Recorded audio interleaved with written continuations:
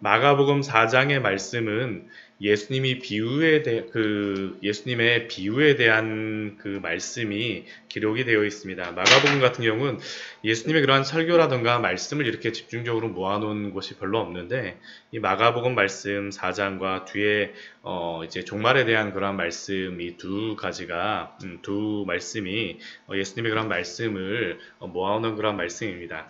특별히 마가복음 4장에서는 세 가지의 비유에 대하여서 말씀하고 있습니다. 첫 번째 비유는 앞에 우리가 오늘 읽기 전에 20절까지에서 네 밭의 비유에 대해서 말씀하십니다. 씨 뿌리는 자의 보통 비유라고 이야기를 하시죠. 이 씨 뿌리는 자의 비유는 오늘 말씀은 아니지만 하나님의 그러한 말씀이 네 가지 밭, 길가밭, 그리고 돌짝밭, 그리고 가시떨기밭, 좋은 밭에 뿌려졌을 때에 각각 그러한 하나님의 말씀, 이 씨앗이 뿌려졌을 때의 반응들이 있죠. 길가밭 같은 경우에는 그 사단이 와서 먹어버리고, 또한 돌짝밭 같은 경우에는 말씀을 기쁨으로 받긴 하지만 환란이나 박해 같은 것들이 일어나게 되면 곧 넘어지고, 가시떨기밭 같은 경우에는 잘 자라나는 것 같지만 세상의 염려와 유혹과 재물의 욕심이 열매를 맺지 못하게 합니다. 유일하게 열매를 맺는 밭은 마지막 네 번째 밭, 좋은 밭이죠. 30배, 60배, 100배의 결실을 맺습니다. 그런데 이 말씀, 이 씨 뿌리는 자의 이 비유의 말씀은 다 무엇과 관련이 있다고 생각을 할 수 있냐면, 앞에 우리가 보았던 마태복음 2장과 3장에서 예수님을 따랐던 그 사람들의 마음들을 나타낸다라고 할 수 있습니다. 바리새인과 서기관들, 이 종교 지도자 같은 경우는 어떻습니까? 예수님을 그들도 따르긴 하죠. 그러나 예수님에 대해서 적대적인 마음을 가진 그러한 사람들, 또 많은 무리들도 예수님을 따르긴 하지만 그들의 마음은 예수님의 그 복음에 대하여서, 예수님이 가르치고자 하는 그러한 말씀에 대한 것보다는 예수님이 주신 어떤 유익을 가지고 따랐던 그들의 마음들. 반면 그 예수님을 따랐던 그러한 사람들 중에 어떤 사람들도 있었습니까? 참된 믿음을 가지고 따랐던 제자들의 마음도 있습니다. 결국 이 네 밭의 그러한 마음은 앞에서 예수님을 따랐던 그 사람들의 마음들을 나타낸다라고 할 수 있습니다. 그런데 이 네 밭에서 어떻습니까? 네 밭에 씨앗을 뿌리게 되면 이 말씀이 효율로다 생각하게 되면 정말 효율이 없는 겁니다. 그렇죠? 예수님이 그 복음을 그렇게 많이 전하였는데도 그 복음을 받아들였던 사람들이 얼마나 되나라는 생각을 하게 되면 별로 많지 않죠. 예. 씨앗 4개가 이렇게 떨어지게 된다면 골고루 뿌리는 건 아니지만 이렇게 뿌리게 되면 길가밭이나 돌짝밭이나 이 가시떨기밭 같은 경우에는 씨앗을 허비하는 것이 아닌가라고 생각을 하지만, 그러나 우리가 이 말씀에서 주시는 그러한 은혜가 무엇입니까? 좋은 밭에 뿌려지게 되면 30배, 60배, 100배의 결실을 맺습니다. 효율을 가지고 말씀하시는 것이 아닙니다. 하나님의 말씀이 좋은 밭에 뿌려질 때에 그 허비되어지는 것 이상으로 하나님께서 결실을 약속하여 주시는 말씀이 바로 이 네 밭의 비유에서 우리에게 말씀하여 주시는 그러한 말씀입니다. 이러한 방법으로 인하여서 하나님의 나라는, 하나님의 말씀이 뿌려질 때마다 흥황하여져 왔습니다. 왜냐하면 하나님의 그 말씀의 능력이 있기 때문입니다. 오늘 말씀도 또한 이렇게 씨 뿌리는 그러한 비유와 관련된 그러한 말씀이 또 나와 있습니다. 오늘 먼저 21절서부터 25절까지의 말씀을 보면 비유에 대한 말씀은 아니지만 이 비유의 그러한 의미에 대하여서 비유의 말씀을 하시면서 예수님께서 당부하는 말씀을 하십니다.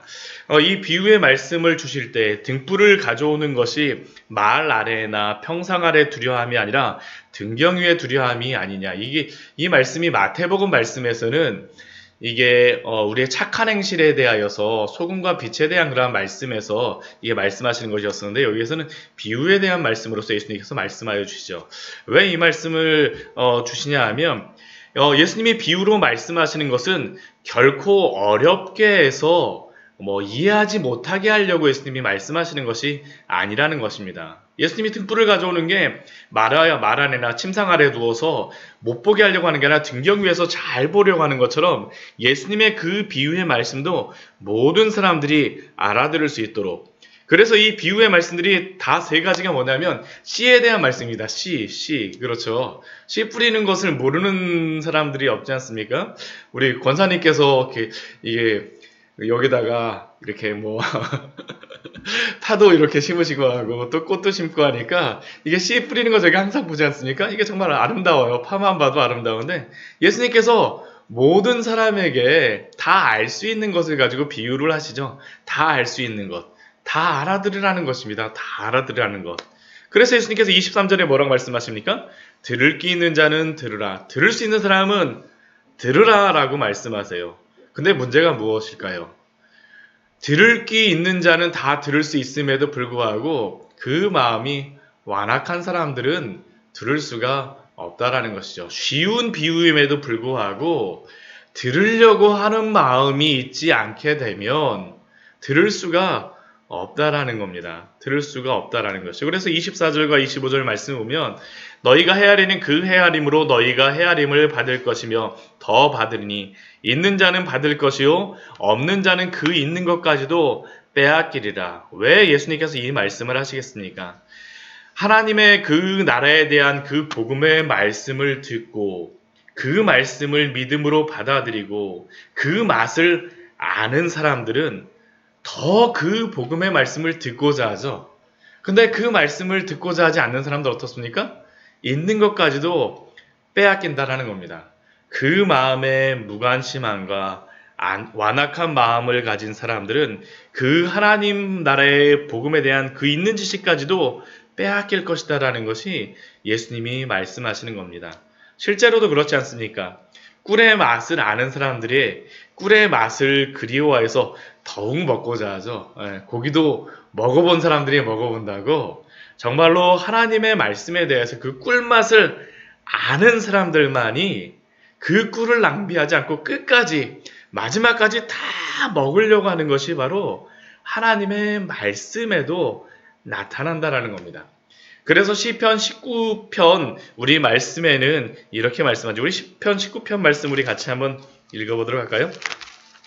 시편 19편의 말씀에서 이렇게 우리에게 말씀하여 주고 있습니다. 시편 19편 우리 7절서부터 우리 10절까지의 말씀을 같이 한번 보도록 하겠습니다. 시편 19편 7절에서 10절까지의 말씀입니다. 같이 읽겠습니다. 여호와의 율법은 완전하여 영혼을 소성시키며 여호와의 증거는 확실하여 우둔한 자를 지혜롭게 하며 여호와의 교훈은 정직하여 마음을 기쁘게 하고 여호와의 계명은 순결하여 눈을 밝게 하시도다. 여호와를 경외하는 도는 정결하여 영혼까지 이르고 여호와의 법도 진실하여 다흐로니 금 곧 많은 순금보다 더 사모할 것이며 꿀과 송이꿀보다 더 달도다. 여호와의 율법이 완전한 것을 경험한 사람들만이 여호와의 증거가 확실하다라는 것을 알게 된 자들만이 그 여호와의 말씀을 금보다 순금보다 더 사모해서 꿀과 송이꿀보다 더 달다라는 것이 바로 이 시편 기자의 고백이 아닙니까? 복음에 대해서 그렇지 않습니까? 오늘 예수님께서 말씀하신 것이 그것이죠. 어려워서 못 알아듣는 것이 아니라 들으려고 하는 그러한 마음이 없기 때문에 알아들을 수 없다라는 말씀. 사랑하는 성도 여러분, 예수 그리스도의 복음, 그 말씀을 맛보십시오. 그리고 사모하십시오. 그 맛을 음미하십시오. 그 맛을 아는 사람만이 그 복음의 말씀을 사랑하게 되며 더욱 풍성하게 받게 될 것입니다. 이것이 말씀을 통하여서 주시는 예수 그리스도의 우리가 누릴 수 있는 큰 축복이죠. 큰 축복입니다. 또한 26절서부터 우리 32절까지의 말씀에서는 예수님께서 두 가지의 비유를 말씀하십니다. 뭐 어려운 비유가 아닙니다. 첫 번째 비유는 하나님 나라의 그러한 씨앗을 어떠한 사람이 땅에 뿌리는 비유입니다. 이것도 동일하게 씨 뿌리는 비유입니다. 근데 이 비유는 우리가 콩나물 자라게 하는 거하고 똑같은 그러한 비유죠. 밤낮 자고 하는 중에 씨가 이렇게 씨앗을 뿌려놓으니까 밤낮 자고 깨고 하는 중에 어느 순간 확 자라났다는 겁니다. 처음에는 싹이었고 그 다음에는 이삭이 맺히는 것 같고 그 다음에는 충실한 곡식이 맺혀져서 나중에는 추수할 때가 이르렀다라는 것이죠. 콩나물 시루에다 저도 어렸을 때 저희 할머니가 콩나물 시루에다 콩나물 하면서 저한테도 막 말씀하시더라고요. 가서 콩나물 물 좀 한번 뿌려주라면 저도 가서 이렇게 몇 번 이렇게 해줬었는데 이게 어느 순간 확 자라나지 않습니까? 하나님의 복음에 능력이 있다라는 것이죠. 우리가 하나님께서 우리에게 맡겨주신 것은 복음을 전하게 되면 그 복음을 가지고 자라나게 하시는 분이 바로 하나님이시라는 것을 우리에게 알려주고 있습니다. 사람의 능력이 아닙니다. 하나님께서 자라게 하실 것입니다. 사실 이 말씀은 복음 전도자들이라던가 복음을 사랑하는 사람들, 복음을 나누고자 하는 사람들에게 얼마나 위로가 되는 그러한 말씀인지 모르겠습니다.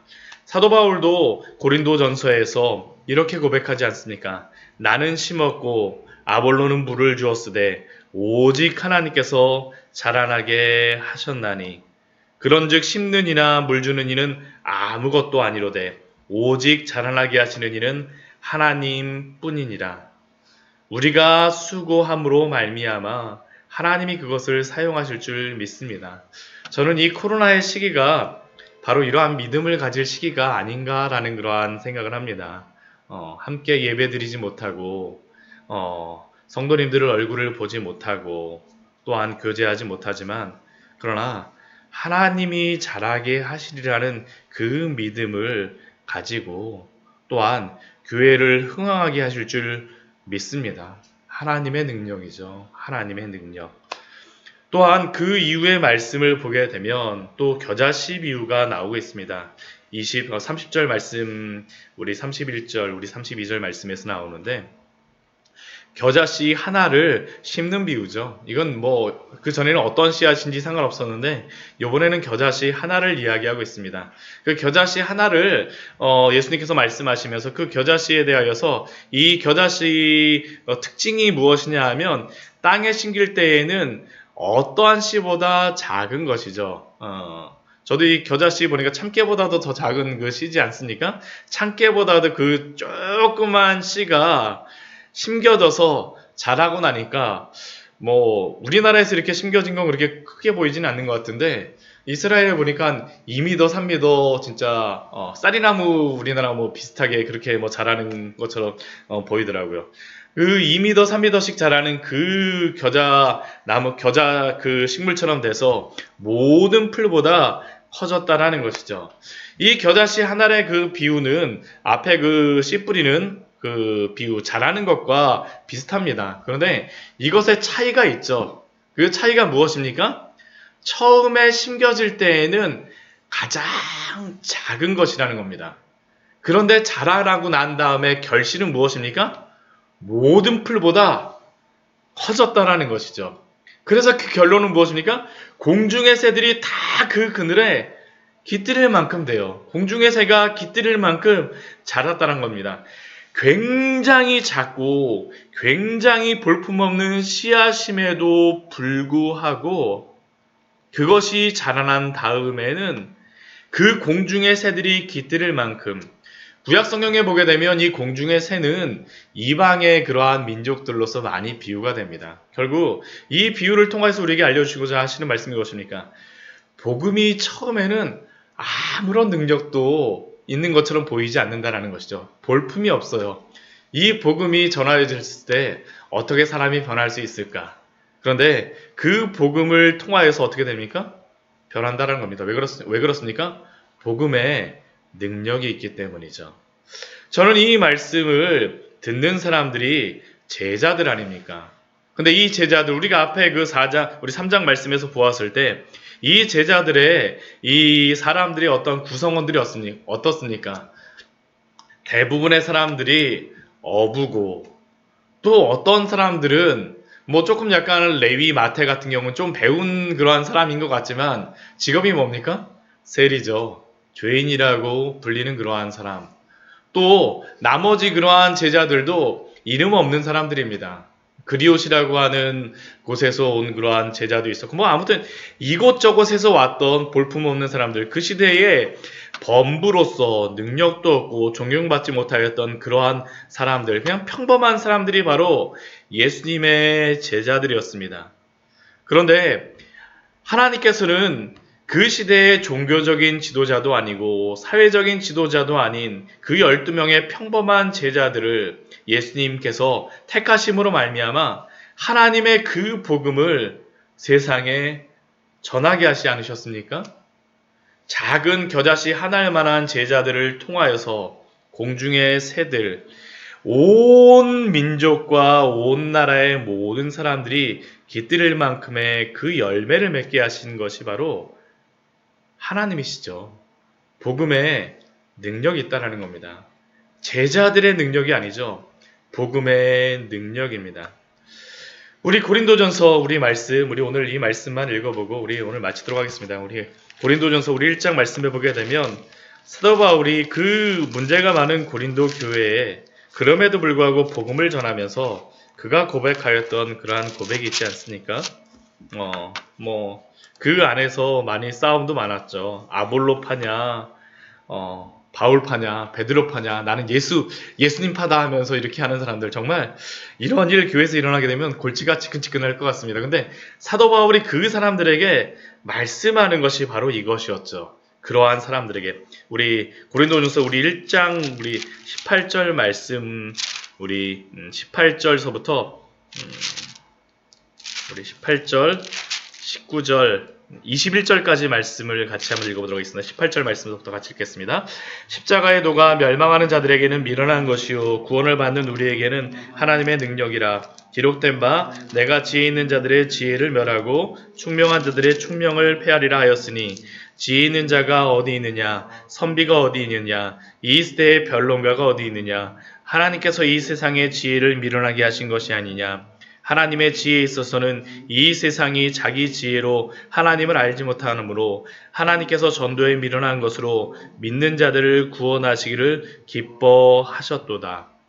하나님의 복음의 능력이죠. 다른 능력이 아닙니다. 그래서 24절 말씀을 보게 되면 그렇게 말씀하시죠. 오직 부르심을 받은 자들에게는 유대인이나 헬라인이나 그리스도는 하나님의 능력이요 하나님의 지혜니라. 하나님의 능력이요 하나님의 지혜, 그리스도가 바로 복음 아닙니까? 그리스도가 전하여질 때 죽었던 영혼들이 살아나며 그리스도가 전하여질 때 그리스도를 몰랐던 사람들이 다 예수 그리스도를 믿게 됨으로 말미암아 여기에 앉아있는 우리들이 바로 이 말씀을 사모하는 우리들이 바로 복음의 능력의 증거가 아니겠습니까? 말씀을 정리하도록 하겠습니다. 복음의 능력이 있습니다. 비록 우리는 능력이 없다 할지라도 하나님께서 주신 그 복음을 통하여서 하나님의 일을 오늘도 이루어 가실 줄 믿습니다. 코로나의 때에 사람들의 마음이 더욱더 강팍해지는 것 같아요. 신천지의 그러한 것들을 통하여서 교회도 다를 바 없다라고 많은 사람들이 이야기하는 것 같습니다. 그러나 하나님의 복음에 능력이 있음을 믿고 오늘도 이 세상 속에서 하나님의 그 열매 맺음을 바라보며 또한 믿음으로 살아가는 우리 귀한 성도님들 되시기를 축원합니다. 같이 기도하도록 하겠습니다.